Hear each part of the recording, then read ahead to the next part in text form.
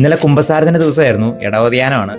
മതിലെ ചാരിക്കുന്ന ചേട്ടൻ്റെ അടുത്ത് ഞാൻ ചെന്നിട്ട് ചോദിച്ചു, ചേട്ടാ താഴെ കുമ്പസാരം നടക്കുന്നുണ്ട്, ഒന്ന് പോയാലോ? ചേട്ടൻ പറയും, ഓ എന്നാ പോകാനാച്ചാ? അപ്പൊ ഞാൻ ചോദിച്ചു, എന്നാ അവസാനമായിട്ട് കുമ്പസാരിച്ചത്?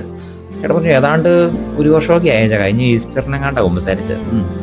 എന്നാ പിന്നെ ഒന്ന് കുമ്പസാരിച്ചൂടെ? ഓ ഇനിയിപ്പോ ദുഃഖവെള്ളി ആവട്ടെ അച്ഛാ. ഞാൻ ചോദിച്ചു, അതിനാ ചേട്ടാ അങ്ങനെ ഒരു ടോക്ക്?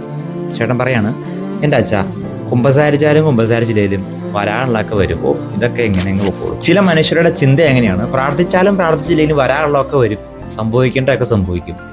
പറയുന്നതിൽ ചെറിയൊരു കാര്യമുണ്ട്, വരാനുള്ളതൊക്കെ വരും, പക്ഷെ ചെറിയൊരു ട്വിസ്റ്റ് ഉണ്ട്.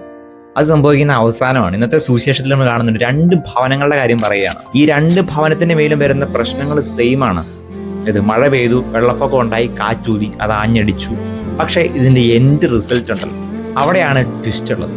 ഒരു ഭവനം അതേപോലെ തന്നെ ഉറച്ചു നിന്നു, പക്ഷെ മറ്റേത് വീണ് തരിപ്പണായി പോയെന്ന് മാത്രമല്ല, അതിന്റെ വീഴ്ച വലുതായിരുന്നു എന്ന് കൂടി പറഞ്ഞു വെക്കുകയാണ്. പ്രശ്നങ്ങളെല്ലാം സെയിം ആണ്. എല്ലാ മനുഷ്യരുടെയും ജീവിതത്തിൽ പ്രശ്നങ്ങളുണ്ടാകും, ബുദ്ധിമുട്ടൊക്കെ ഉണ്ടാകും. പക്ഷേ ഈ ദൈവത്തോട് ചേർന്ന് നിൽക്കുന്ന വ്യക്തി, വചനം അനുസരിക്കുന്ന വ്യക്തി, വചനത്തെ മുറുകെ പിടിക്കുന്ന വ്യക്തിക്ക് അവന്റെ ജീവിതത്തിൽ ഉണ്ടാകുന്ന പ്രശ്നങ്ങളിലും തളർന്നു പോകത്തില്ല എന്നുള്ളതാണ്. പക്ഷെ മറ്റേയാള് തകർന്നു പോകുമെന്ന് തന്നെയാണ്.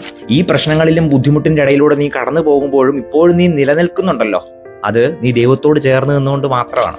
ചില മനുഷ്യരെ കാണുമ്പോൾ തോന്നിപ്പോയിട്ടുണ്ട്, ഇവരുടെ സ്ഥാനത്ത് വേറെ ആരെങ്കിലും ആയിരുന്നെങ്കിൽ പണ്ടേ ആത്മഹത്യ ചെയ്ത് തന്നെ. ഇവരിപ്പോഴും നിലനിൽക്കുന്നത് ദൈവത്തിലുള്ള ഇവരുടെ ആശ്രയം കൊണ്ട് മാത്രമാണ് എന്നുള്ളത്. സോ അവസാനം ഒരു ട്വിസ്റ്റ് ഉണ്ട്, അതുവരെ നീ കാത്തിരിക്കണം.